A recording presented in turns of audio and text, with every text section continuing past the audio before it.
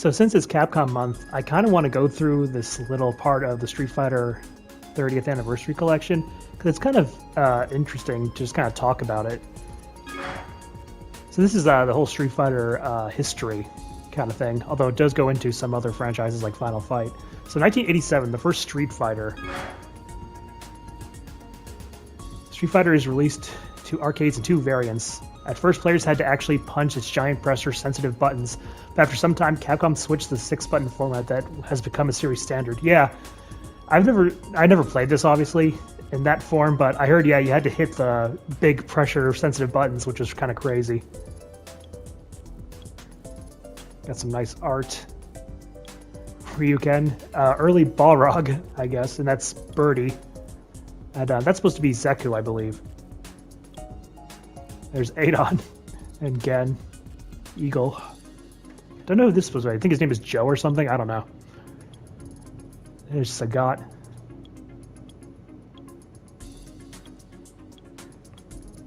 Yeah, the original Street Fighter was really weird. It had a lot more characters that became staples than I thought. Street Fighter cartridge version is announced.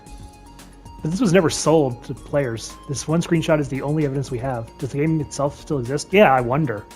I wonder if this game exists in some capacity. That's kind of interesting. It's like a lost game, I guess.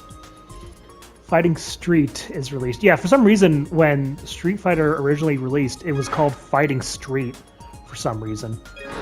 Not sure why. So, Final Fight prototype as Street Fighter 89. Yeah, so this was originally supposed to be a sequel to Street Fighter, but due to when they showed it off at that trade show, the feedback they got was like, well, it has nothing to do with Street Fighter, so they're like, okay, we'll call it Final Fight. Street Fighter Home version is released, and Final Fight is released. So, yeah. I just did a playthrough of this game recently. You can check that out if you want. Street Fighter 2010, yeah. So that was an NES game that had nothing to do with Street Fighter either. But the main character in Japan was Kevin Stryker, but they renamed him to Ken, I guess because there's like, well, it has to have something to do with Street Fighter. And then they added Final Fight subtitle, which made it even more confusing. So I was like, is this a Street Fighter game or a Final Fight game? You know, it was really confusing. And it was like a side-scroller action game kind of thing, too. So it wasn't even a beat-em-up or a fighting game. So this is before Street Fighter was really, you know, established. I mean, Street Fighter 2 hadn't even come out yet. And here we go. Street Fighter 2 is announced and playtesting begins. 1991, wow. And all the characters introduced in a magazine.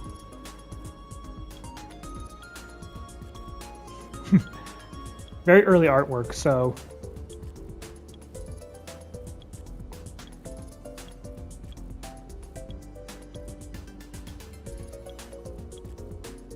There's actually a lot about Street Fighter's development on here, or Street Fighter 2's development on here, I think. So we'll look at that in a bit.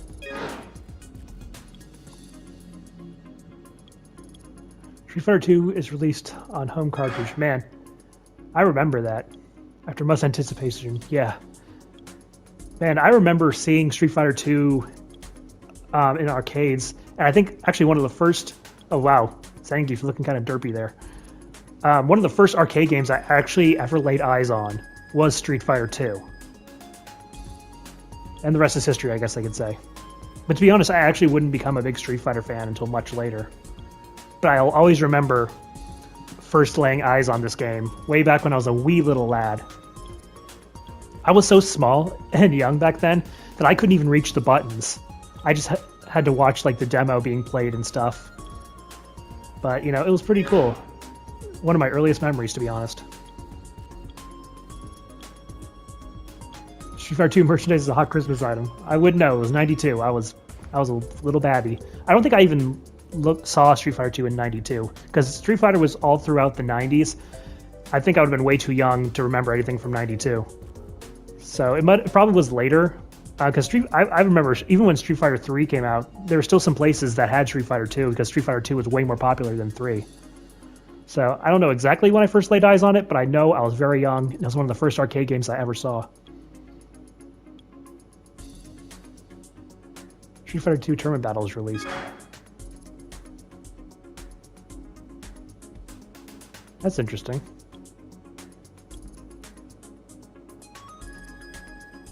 Eight-player tournament style competition. Wow, that's pretty cool. I never saw any one of those, but that's cool. Street Fighter 2 Turbo. Street Fighter 2, the animated movie debuts. I never saw this. I've seen parts of it, but not in its entirety. And same thing with the Hollywood film. I've seen parts of it, but not its entirety. And then I never saw the arcade game either anywhere, and I never played it. Kind of want to though. They'll never re-release it. I'm sure there's a, copyright and legal stuff that's keeping them from doing that. Street Fighter the movie, the game, yeah, but the 32-bit home console is very different from the arcade. And it says it plays like Street Fighter 2 Turbo, but unfortunately it's not as good. So it's like, what's the point? That's why people are saying release the original version, because it's like, at least that's different. It may be like crazy, wacky, and unbalanced, but hey, it's something. Final Fight 3, great for home console. Yeah. Super Puzzle Fighter 2 Turbo. Now, was there ever a Super Puzzle Fighter 1? Or is that just like a name because it's Street Fighter 2? I don't know. Street Fighter Alpha. Shit, Akuma's playable for the first time. Wow. Street Fighter 3 and Second Impact. And then Super Gem Fighter. First Street Fighter game to include more female characters than male ones. That's interesting. And I find it funny that they called it a Street Fighter game, because it's more like Street Fighter versus Darkstalkers, because they had a lot of characters from Darkstalkers in there too. So that's what it really was more like. It wasn't so much a Street Fighter game. Street Fighter Collection. And Rival Schools. I never got to play Rival Schools, unfortunately. I wish they would re-release those games. For some reason, Capcom doesn't seem to want to. Or at least make a new game in the series, whatever, I don't know. Street Fighter Collection 2, Street Fighter 02, Street Fighter Alpha 3, and Third Strike. Now I remember Third Strike. I remember seeing this in an arcade for the first time. I was visiting my grandparents down in Florida, and it was in a movie theater. And I saw Street Fighter Third Strike, and I was like, oh, Street Fighter 3, that's interesting. Because I had no idea about the other two versions, like the original and Second Impact. Because I wasn't really keeping up with Street Fighter, so I thought Third Strike, and I was like, oh, this is just Street Fighter 3. Okay, that looks cool. I always thought Street Fighter 3 was cool. I know that Ryu, Ken, and Chun-Li and Akuma were like the only ones that had the only characters that came from previous games, but I was like, I thought it still looked good. I was like the one person in the world who actually liked the game before it became cool.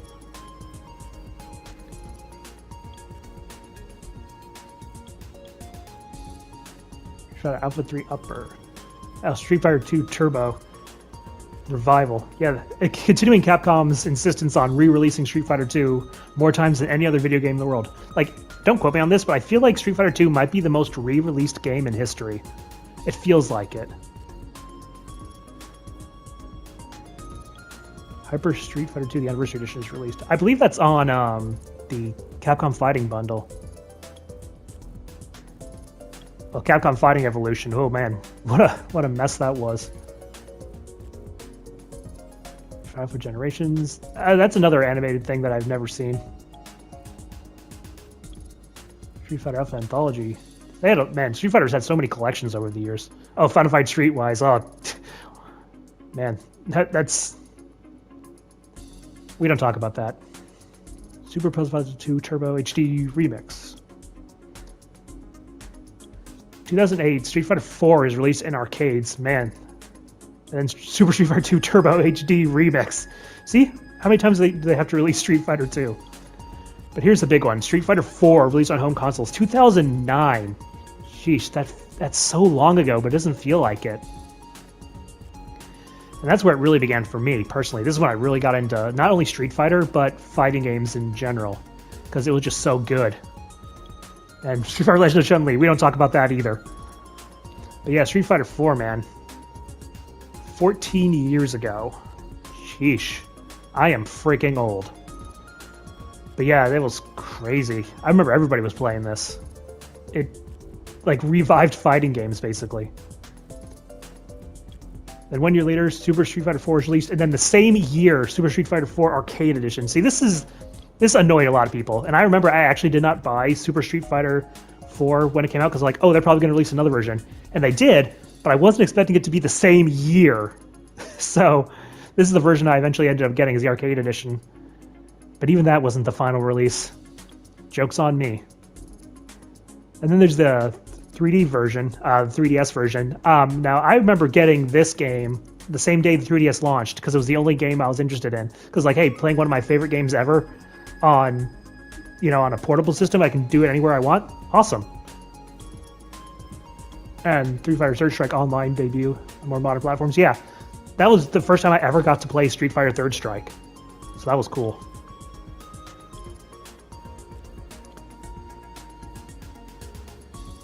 Mobile device stuff, yeah. See, here we go. Ultra Street Fighter 4 is released. Was that even the final version? I have no idea. I think it was, like, technically the final release, but then it was ported to, like, it always seems to get ported to next-gen systems and stuff, but yeah. Man, Ultra Street Fighter 4. For the short run of, like, 5 years, it was released, like, 5 times or something. Man, it's crazy. I'm glad at least Capcom doesn't do that anymore. Street Fighter V was only released once. Like, you only had to buy it once. Although, getting, like, the arcade edition was kind of weird. They handled that very weird. And 2016, Street Fighter V is released. And everyone totally loved it and had no problems whatsoever. Nope. Definitely not. Everyone loves it. And the next year, Ultra Street Fighter 2, the final challenge, is released on Switch, and I have that. Because I can never have enough Street Fighter 2, apparently. And finally, 2018, Street Fighter 30th Anniversary Collection is released. And 5 years later, 2023, Street Fighter 6 is released, and that's what we're waiting for. So we're going to go to the making of Street Fighter in a second, but before we do, I want to go to this characters thing, because it's always interesting to read about these characters, and this is why I wanted Adon to come back. I said in my previous video, it says that after he learned it was Ryu's use of the Satsui no Hado that allowed him to defeat Sagat, he pursues Akuma. And also in spite of the interest in the dark arts, when Adon was offered a position in Shadowloo, he refused, which I think is interesting. So he's not just power hungry, but he wants to learn the Satsui no Hado from Akuma. So that's why I want him back, because I want him to do this. I want this to be a thing, for him to have like the Satsui no Hado integrated into his Muay Thai. That'd be cool. But anyway, yeah, we're not going to go over any characters, because we're going to go to the making of Street Fighter. So, the intention of making the most complex fighting game to date, and yet all it had is those 2 big buttons that you had to hit, because that was innovative, apparently. Imagine doing those complicated things with a joystick and then hitting the punch or kick button. Man. Oh, I also heard that the lights under it were really hot, so they were really hot to the touch, which is another reason why they changed it. Also, it probably would be very easy to break those if someone hit them too hard. That's what you're supposed to constantly hit them, but so much of that would probably really damage them. That's nuts to think about it. Imagine if fighting games were like that. Mega Street Fighter 2, there's a lot in here about this. It went through many changes. At one point, they even canceled the entire game and started over. Now that's interesting because the same thing happened with Street Fighter V, and that's why it released with such little content and stuff. They worked on it for 2 years, scrapped everything, and then redid production. But then it's like, hey, we still need it to come out during this time, so they just did not have a very complete product in the end. But this shows that it could work. A very early Chun-Li. And here we have a Karate Man. Because surprisingly, Ryu and Ken were not part of this roster. Include handicap matches, Clashes of Fate, and Beauty vs. Beast fight. I wonder what those modes would be like. What's Clashes of Fate and what's Beauty vs. Beast fights? That's so weird. Bring these back in Street Fighter 6. That'd be funny. And this is the island it was supposed to take place on. And the 7 stages were City, Boat, Waterfall, Forest, Cave, Bridge, and finally Temple on Cliff. Now, looking at this map here, I got weird flashbacks to the island from Clay Fighter 64. Especially the Sculptor's Cut. When you can look around, you have a better look at the island, because Clay Fighter was like a parody fighting game, and so they had a lot of references and stuff, and I think that that's what this was. It was a reference to Street Fighter 2's original island thing, because it looks very similar. It could be a coincidence, but I don't know. It's something that Clay Fighter would do. And having an audience on these backgrounds would have been something new. Interesting enough. Oh, and here's our starting roster. Let's see who we got here.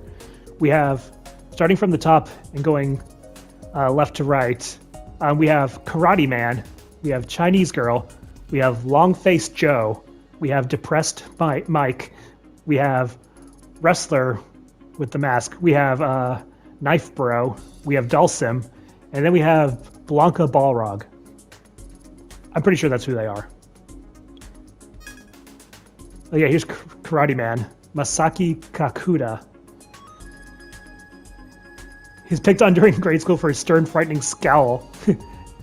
Special move, Japanese Spirit Strike. So yeah, basically Akira from Virtua Fighter. And this was Ji Lee, Kenpo Prodigy. Yeah, seems pretty typical for early Chun-Li. Special move, Hair Attack. What does that mean? She doesn't have much hair. Does she pull her opponent's hair or something like that? So originally it was Gen who killed her father. So that was still going to be a thing. Gen was still going to be a thing, apparently. Well, here's a Long-Faced Joe, or Bun Bobo. So he's a capoeira fighter. That's interesting. That would have been way before characters like Eddie from Tekken. If his arms are hit, he temporarily becomes defenseless. I wonder if that would have been an actual mechanic. Like, could you actually target, like, his arms or something?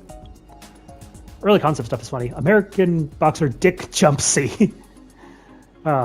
Dick has heavy punching and powerful blocking techniques. And no leg-based attack. So yeah, basically Balrog. Special move, Holy Rope Storm. Those special moves are crazy. Oh, here's a wrestler, obviously. You always had to have a wrestler in fighting games. Special move is Unknown. Huh. It's not a spinning pile driver? Are you sure? Okay, here's a Knife Dude. Special move, Jumping 100 Crack Knife. Oh, man. And there's Dulcim. And his special move is Fire Breathing. So, yeah. He had the ability to jump a second time while in midair. That's interesting. There's Blanca Balrog, or Anabebe. Beastman raised by lions. His special move is Beastman Attack. The infamous ROM chip shortage of 1988 caused this game to be cancelled early in development, as it would have been too expensive to manufacture. Wow.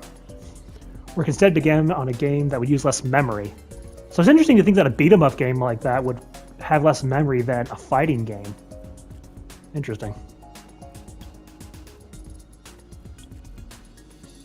Oh, here we have some more early characters. Let's see who we got. We got Jazz Hands. We got Plump Boy. We got Karate Man. We got Army Dude. We got Boxer Boy. We got Karate Man 2, The Revenge. And High School Wrestler. I'm pretty sure that's who they are. Oh, wait a minute. Wait a minute. This is just Fist of the North Star. Like, was Fist of the North Star supposed to be in this? That is who that is. That's from Fist of the North Star, right? Or am I thinking of JoJo? It's one of those two. It's crazy. A policeman. Yep. Sometimes it's just a policeman. Masked Man. Oh, it's King. King was originally going to be in Street Fighter before he went to Tekken. Hey, wait a minute. That's just Zubaz. That's Zubaz. It's not a bullfighter. Fighters would be able to pick up and use weapons, which were made for a very different game, yeah. But that's just Zubaz. Fighting Jungle King. I guess his name comes later. Ninja. Yep, that's a ninja, all right. Again, it looks like the guy from Virtua Fighter. Is that Kage? Was that his name? Looks like him. Kopo Jutsu Master. Kopo Jutsu Master. Ugh, I can't say that word. He looks fun at parties. Unique hazards that can affect the outcome of a fight. Water would spray into the air while players fought in the shallow end of a large pond. I can see why they took that out, though. You don't want your hazards to, like, affect the outcome of a fight too much. Like stage hazards and stuff. While I'm not against putting stage hazards in fighting games, I actually think there should be some unique stuff. Like in Dead or Alive, I love how the stage is as much a part of the fight as the fighters. And I think more games should do what Dead or Alive does. But I can kind of see why you wouldn't do that in a 2D fighter. It works way better in 3D.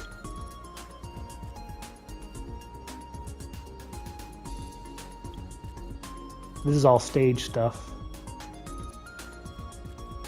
Was this supposed to be Ken? At first, the developers were sure not to include Ryu, but eventually there's a change of heart. Huh. Wonder what caused that.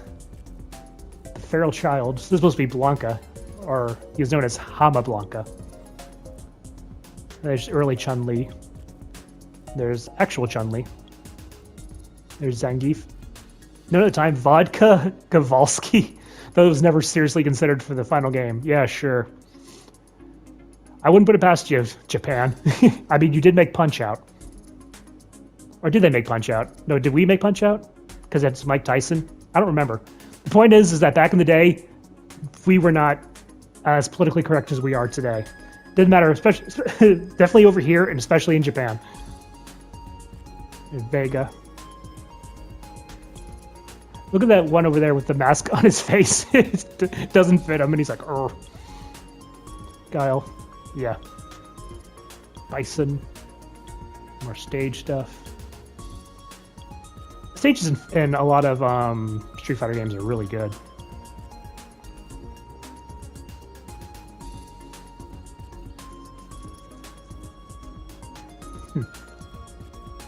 Yeah, it seems like they come up with character first and the backstory later. Well, here's something. They actually had stats. Attack 3, Defense 3, Stamina 3, and Speed 3. Most standard and playable fighter, yeah. Same abilities as Ryu for players who want to fight each other on even terms. See, that's the thing. You could not pick the same character in the original Street Fighter 2. You could not have mirror matches, which is why... I think that might be why they put Ryu back in. I think that might have been the change of heart. Because, like, well, this is the only way we can have, like, mirror matches. Should seem excessively Japanese so that overseas players understand. Okay, that's the sentence that I just said. I love that. Should seem excessively Japanese. Fighter with weak offense but overwhelming speed. I don't know. She has the same attack as everyone else. She has 5 speed, but still 3 attack like Ryu and Ken. So I don't think she has weak offense. Beastman, and he's got some good stats. Emphasis on speed with attack power to match. And there's Vodka Gavalsky again. I thought it was not supposed to be called that. Attack 5, Defense 4, Stamina 4, and Speed 2. Relies on brute strength. That's pretty good stats, just little speed. Intended as a normal fighter for Americans to use. Okay, Japan. Yeah, we're going to use him because America. We all want to use the American character. Indian. Was that his name? Was it Capcom? Strange fighter with a large variety of techniques. Well, they nailed it.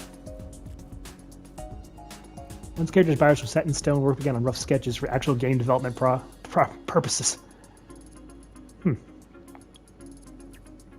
Animations.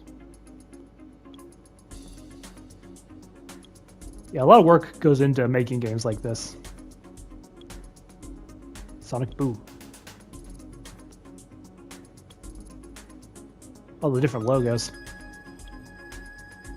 There's the demo mode animation, yeah. Endings. So Chun-Li returns to being a young single girl. Now she's an old single girl. Or I guess old single woman.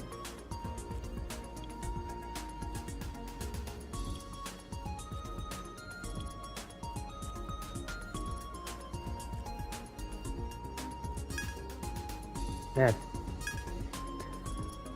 Like 2.5 years after the first proposal meeting. And this was back in the day when games usually didn't take that long to make. And just goes to show you how long it took to actually make this game what it is. And it worked out.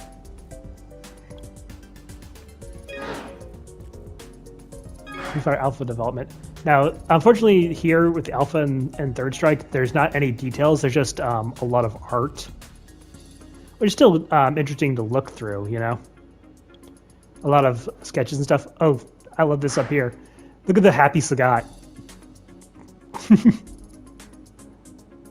We have Evil Ryu and Violent Ken. How about Happy Sagat? Let's get Happy Sagat. That's an interesting look for Cammy right there. And it's Sakura doing the typical schoolgirl pose right there.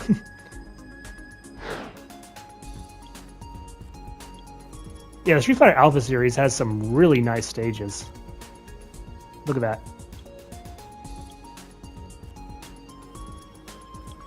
As much as I love 3D fighters because the stage can like be a character in and of itself, if you're gonna do 2D, at least make the stages look really nice.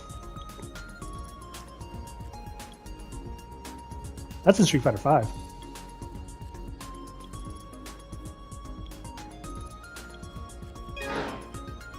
Yeah, Street Fighter 3 development. Yeah, it's just a lot of art, but it's really interesting. And there's Ken gets that win pose back in 6.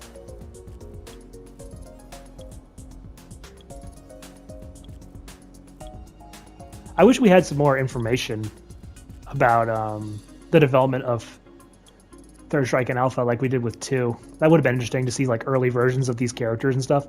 Because I found that stuff to be pretty funny. Just all the early designs. Oh geez, did Ken's kid kick him in the balls? Whoops. I always wondered if Ken's kid would get into a game. Now, especially that we're leaping forward in time, I feel like, I mean, maybe they won't because that, you know, if you have Ken, then why would you need his kid? If they ever do another new generation, which I don't know if they ever will because Third Strike's failure, or I should say Street Fighter 3's failure, probably spooked them from ever doing a new generation. But I think they should do it. There's so many characters that you could do a new generation game with. I don't know, maybe that could be a spin-off or something. I just think it's a nice idea, but thanks to, again, Street Fighter 3's failure, Capcom's never going to have the balls to do that ever again.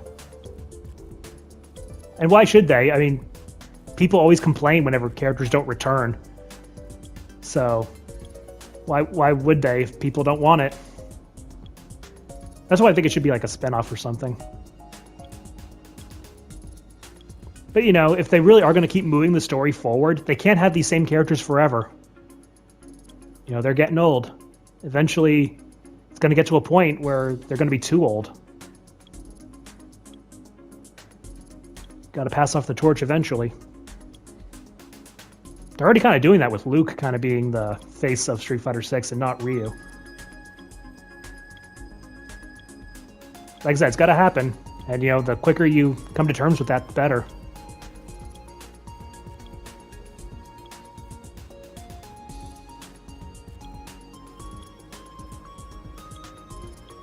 A lot of necro stuff at the end here.